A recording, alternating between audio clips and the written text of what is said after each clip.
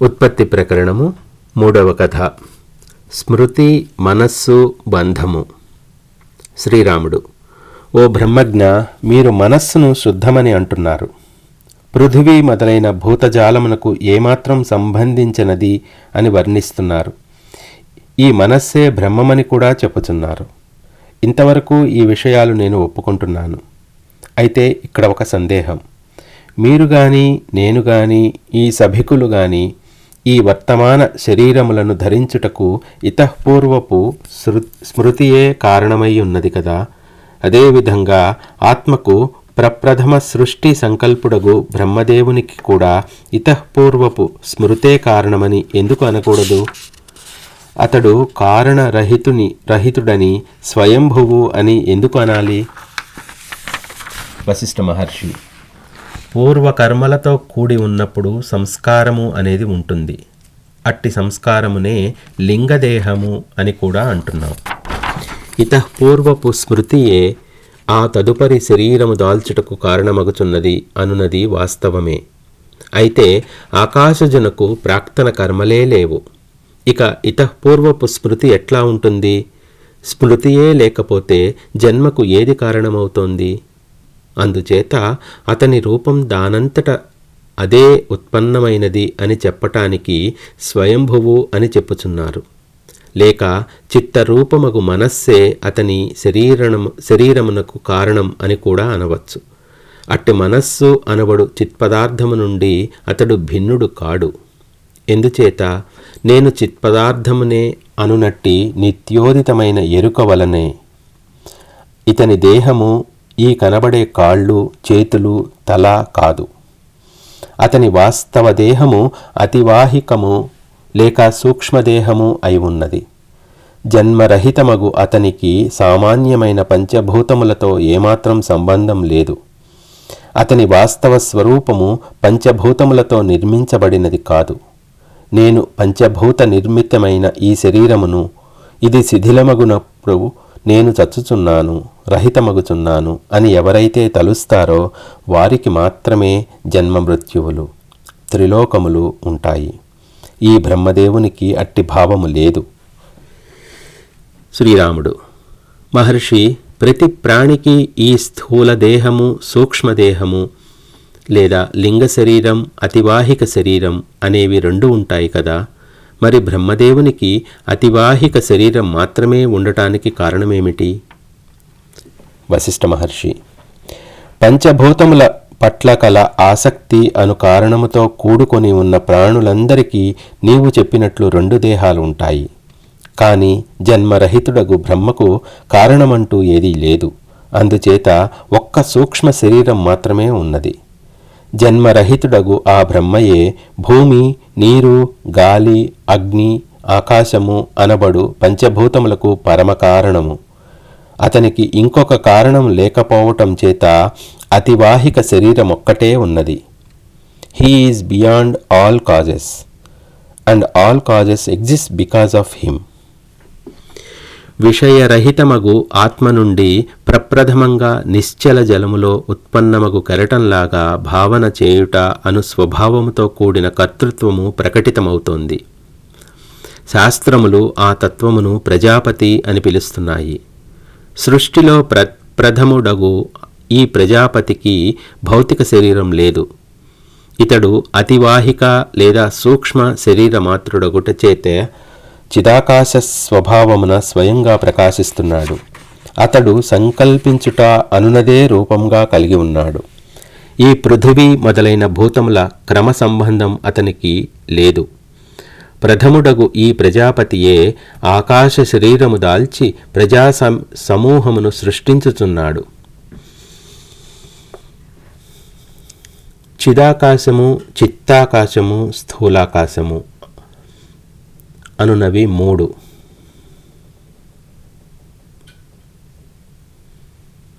ప్రతివానియందు స్థూలదేహము, లింగదేహము అనునవి ఉంటున్నాయి.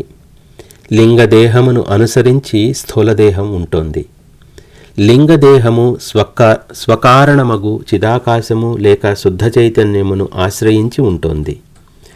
చిదాకాశము కారణరహితము, చిదాకాశమే స్థూల సూక్ష్మములకు కారణము, కర్త కూడా. కనుక అదియే కారణం అని పిలువబడుతోంది. మృత్యువు అనబడు స్థూలదేహమునకు సంబంధించినది మాత్రమే. సూక్ష్మ కారణములను అది తాకజాలదు. స్థూల శరీరము లేక పాంచభౌతిక దేహము, దానిపైన సూక్ష్మదేహము లేదా అతివాహిక దేహము లేదా లింగ శరీరము, ఆ పైన చిదాకాశము. ఓ రామచంద్ర, ప్రజాపతి ఆకాశ శరీరమును దాల్చి ప్రజాసమూహంగా సృష్టిస్తున్నాడనుకున్నాం కదా. ఈ ప్రజలందరూ కూడా ఆకాశ స్వరూపులే. ఎందుకంటావా? ఒక వస్తువు నుండి ఏ బాహ్యమైన కారణము లేకుండా బయల్వెడలని మరొక వస్తువు మొదటి వస్తువునకు అభిన్నమైనదే కదా. కాబట్టి పరమ బోధ స్వరూపుడైన పురుషుడు లేదా జీవుడు భ్రాంతి చేత చిత్తమాత్రుని వలె అగుపించవచ్చు. అయినప్పటికీ వాస్తవానికి ఇతడు చైతన్య స్వరూపుడే. అంతేగాని పాంచభౌతిక స్వరూపుడుగా మారడు. సంసారమున చరించుచున్న జీవులందరికీ సూక్ష్మ శరీరంతో కూడిన చిదాత్మయే కారణం. అహంకారం దాని నుండే జన్మిస్తోంది. కనుక నీవు నేను అనునదంతా అద్దాని రూపమే. వాయువునందు స్పందము లేక చలనము కలుగుటచే వాయువీచికలు ఏర్పడుచున్నాయి. ఆ వాయువీచికలన్నీ మొట్టమొదటి అయినట్టి వాయువు కంటే వేరు ఎట్లా అవుతాయి? మొదట కదలిక, చలనము అయినట్టి బ్రహ్మదేవుని నుండి అట్టివారే అగు ప్రజలు విస్తరిల్లుచున్నారు. ఈ జీవసమూహమంతా పరమార్థ చిన్మాత్రకారుడగు బ్రహ్మ నుండే జన్మిస్తోంది. కాబట్టి ఇదంతా చిన్మాత్రాకారమే. కానీ దర్శించువాని యొక్క సంకల్ప దృఢత్వం చేత జడాకారముగా ప్రకాశించుచున్నది. భౌతికమైన దృష్టికి ప్రాప్తించే ఆకారాదులే సత్యమని, వాస్తవమని సంసార దృష్టి గల జీవుడు భావిస్తున్నాడు. కనుక ఇక్కడ దృష్టి పవిత్రమైతే సర్వము సర్వదా బ్రహ్మమే. అసద్వస్తువు సత్యము వలె క్రియ నిర్వర్తించుట అనున్నది సుస్పష్టమవటానికి నీకొక దృష్టాంతం చెబుతాను. ఒకడు ఒక స్వప్నం పొందాడు. ఆ స్వప్నంలో అత్యంత సుందరి అయిన స్త్రీ తారసపడింది. ఆమెను అతడు ఆలింగనం చేసుకున్నాడు అనే విషయం తీసుకుందాం. వాస్తవానికి అది సత్యమైన అనుభవమా? కాదు. ఎందుకంటే ఆ స్త్రీ ఊహ మాత్రమే కదా. కానీ ఆ వ్యక్తి ధాతు క్షయానుభవం పొందుతాడు. ఈ జగత్తులో కనిపించే పదార్థముల సంస్పర్శ అనుభవం కూడా అట్టివే. పంచమహాభూతత్వమంతటికీ ఈశ్వరుడు నిరాకారుడు అయిన స్వయంభువే. అతడు దేహాదులు లేనివాడు, కానీ దేహివలే ప్రకాశిస్తున్నాడు. సంకల్పరూపి స్వస్థుడు అయినట్టి స్వయంభువు ఉదయించినట్లు అగుపడటం కేవలం భ్రాంతి వలననే సుమా. పారమార్థిక దృష్టితో చూస్తే అతడు ఉదయించుటయే లేదు. పృథివీ మొదలైన వాటితో సంబంధం లేనట్టి చిత్తమాత్ర శరీరుడు, సంకల్ప పురుషుడు అయిన బ్రహ్మ ముల్లోకముల స్థితికి కారణమగుచున్నాడు. మరొక ముఖ్యమైన విషయం, ప్రాణుల కర్మలను అనుసరించే సంకల్పములు రూపుదిద్దుకుంటున్నాయి.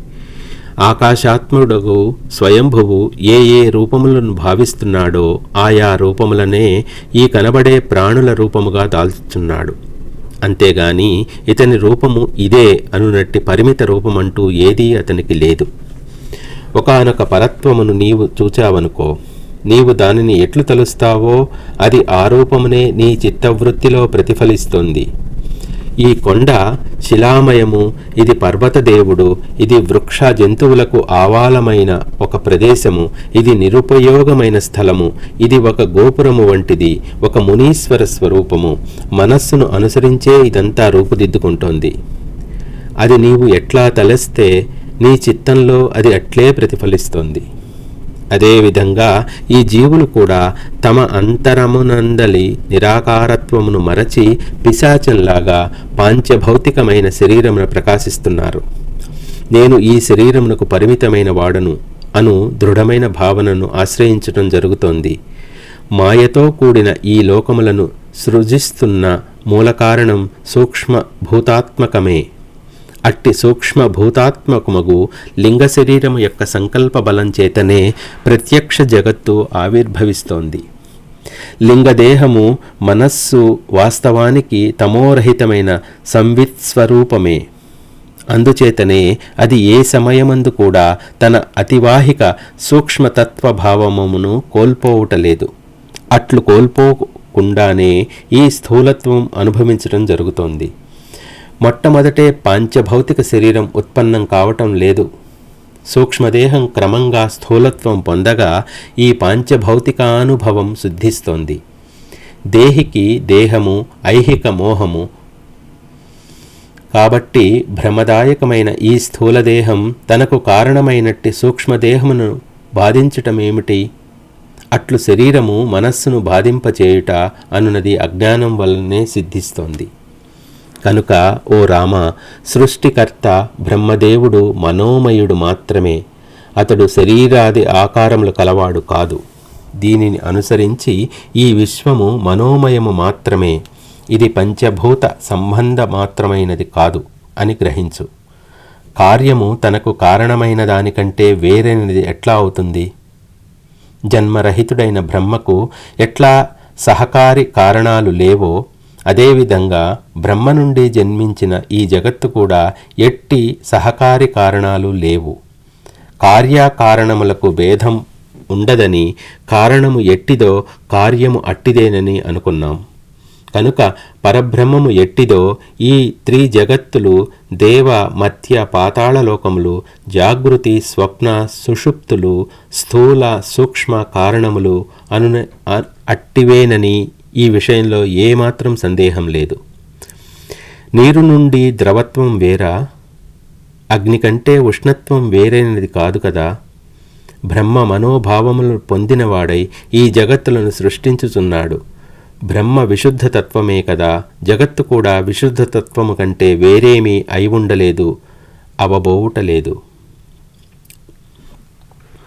మిథ్యాభావన.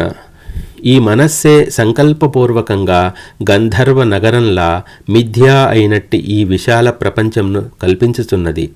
ఇక్కడ మిథ్య అంటే ఏమిటి? ఈ జగత్తు బ్రహ్మము కంటే వేరు కాదు అనే భావనే మిథ్య అని విజ్ఞుల అభిప్రాయం. ఒకడు చీకటిలో త్రాడును చూచి పాము అని భ్రమించాడనుకో, అతడు భయముతో వణుకుచున్నాడు కదా, కనుక అది పామే అయి ఉంటుంది అని అనటం ఎంతవరకు సమంజసం? వాస్తవానికి భూతత్వము అనున్నది ఏ జగత్తునందు లేదు, సంకల్పత్వము మాత్రమే ఉన్నది. మళ్ళీ చదువుతాను. వాస్తవానికి భూతత్వము అనున్నది ఈ జగత్తునందు లేదు, సంకల్పత్వము మాత్రమే ఉన్నది. అయితే ఈ సంకల్పత్వము ఎవరికి ఉంటుంది? అల్పజ్ఞులకే కదా. బ్రహ్మదేవుడు మొదలైన వారు తత్వజ్ఞులు కదా. వారి యందు ఈ భూతత్వం ఎట్లా ఉంటుంది? తత్వజ్ఞులైన వారి దృష్టికి అతివాహిక శరీరమే అనగా మనోరూపమే ఉండదు. ఇది భౌతిక దేహం ఎక్కడిది? ఈ జగత్తు మనస్సు అనుదాని యొక్క భావనయే అయి ఉన్నది. అనగా జీవుని యొక్క మనోరాజ్యము మాత్రమే ఇదంతా. మనోరాజ్యము వంటి ఈ జగదృశ్యము ప్రాప్తిస్తోంది. మూఢత్వము అంటే ఏమిటి? తన వాస్తవ స్వరూప స్వభావములను మరచిన ఈ జీవుడు ఇంద్రియానుభవములతో తాదాత్మ్యం పొందుచు భ్రమనే వాస్తవమన్నట్లుగా భావించుటయే. అట్టి అనుభవమునే జగత్తు అంటున్నాం. మనస్సే విరించి లేక బ్రహ్మ యొక్క శరీరం. ఇక మనస్సు అంటే ఏమిటి? సంకల్పం మాత్రమే కదా. సంకల్పాత్మక మనోరూపియగు తత్వమే నిజ శరీరమును అనగా సంకల్పమును విస్తరించి ఇట్లు ఈ జగత్తు సృష్టించుచున్నది. మళ్ళీ చదువుతాను. ఈ జగత్తు మనస్సు అనుదాని యొక్క భావనయే అయి ఉన్నది. అనగా జీవుని యొక్క మనోరాజ్య మాత్రమే ఇదంతా. మనోరాజ్యము వంటి ఈ జగదృశ్యము ప్రాప్తిస్తోంది. మూఢత్వము అంటే ఏమిటి? తన వాస్తవ స్వరూప స్వభావములను మరచిన ఈ జీవుడు ఇంద్రియానుభవములతో తాదాత్మ్యం పొందుచు భ్రమనే వాస్తవమన్నట్లుగా అనుభవించుటయే. అట్టి అనుభవమునే జగత్తు అని అంటున్నాం. మనస్సే విరించి లేక బ్రహ్మ యొక్క శరీరం. ఇక మనస్సు అంటే ఏమిటి? సంకల్ప మాత్రమే కదా. సంకల్పాత్మక మనోరూపియగు ప్రప్రథమ తత్వమే నిజ శరీరమును విస్తరించి ఇట్లు ఈ జగత్తును సృష్టించుకొన్నది. బ్రహ్మ యొక్క రూపము శరీరము కూడా మనస్సే. అందు పృథివీ మొదలైన పంచభూతములు లేవు. అట్లే ప్రతి ప్రాణి యొక్క మనస్సు విషయం కూడా అని గ్రహించబడుగాక. కానీ మనస్సు చేతనే పృథివీ మొదలైన పంచభూతములు కల్పించబడుచున్నాయి. ఒక చిన్న కలువ విత్తులో కలువ పుష్పము లక్షణములన్నీ ఇమిడి ఉన్నాయి. అదేవిధంగా మనస్సునందే ఈ దృశ్యమునకు సంబంధించిన సమాచారమంతా ఇమిడి ఉన్నది. మనస్సు దృశ్యము వేరువేరని ఎవరైనా అనగలరా? మనస్సు ఉండటం చేతనే దృశ్యము అగుపడుచున్నది. మనస్సు లేకపోతే దృశ్యము కూడా లయించిపోతుంది. ఒకడు స్వప్నంలోనూ మనోవీధిలోనూ వస్తుజాలమును చూస్తున్నాడు. ఆ వస్తుజాలమంతా ఉన్నదెక్కడా? హృదయమునందే కదా. అదేవిధంగా ఎదురుగా కనబడుచున్న ఈ దృశ్యమంతా ఒకడు తన హృదయమునందే గాంచుచున్నాడు. కానీ బాహ్యమున కాదని సూక్ష్మబుద్ధితో గ్రహించెదవుగాక. బాలుడు తన చిత్తమున కల్పించబడిన పిశాచము చేతనే భయకంపితుడగుట చూస్తూ ఉన్నాము. ఈ దృశ్య పిశాచము కూడా అజ్ఞానబుద్ధులకు మనుజులను పీడించి పీల్చి పిప్పి చేయుచున్నది. ఒక బీజములో ఇమిడియున్న అంకురము తగిన దేశకాలములు ప్రాప్తించినప్పుడు ఒక పెద్ద మహావృక్షమగుచున్నది. మనస్సులో ఇమిడి ఉన్న ఈ దృశ్యము కూడా తగిన దేశకాలములు లభించినప్పుడు సంకల్పరూపమును ప్రకాశిస్తోంది. ఓ రామచంద్ర, ఒకవేళ ఈ దృశ్యము వాస్తవమే అయి ఉంటే ఇక ఇది రూపు మాసే ప్రసక్తి ఎక్కడ ఉంటుంది? అప్పుడు దుఃఖశాంతి చేకూరే వ్యవహారమే ఉండదు. జీవుని దృష్టిలో దృశ్యము ఉపశమించనంతకాలము ఆనందమయమగు కైవల్యము పొందే అవకాశమే లేదు. దృశ్యత్వము తొలగినప్పుడు ఈ జీవునకు ద్రష్టత్వము కూడా ఉండదు. అప్పుడు శేషించేదేమిటి? కేవలత్వం అని ఈ స్థితిని విజ్ఞులు పిలుస్తున్నారు. అట్టి కేవలత్వమే మోక్షము అని చెప్పబడినది. శాంతి మంత్రాలు ఉచ్చరించబడిన తరువాత సభ చాలించబడింది. 2వ రోజు విచారణ పూర్తి అయ్యింది.